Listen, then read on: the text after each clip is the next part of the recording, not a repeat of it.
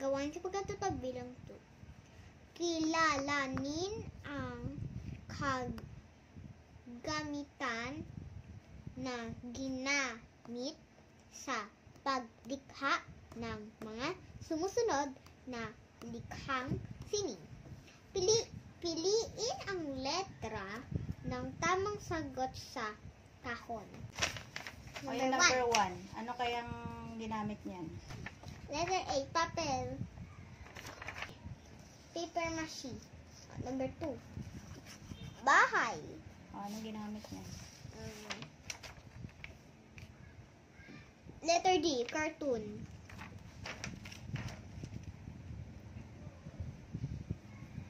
Number 3,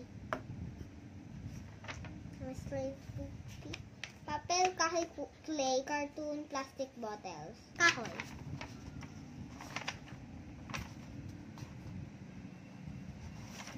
Number 4,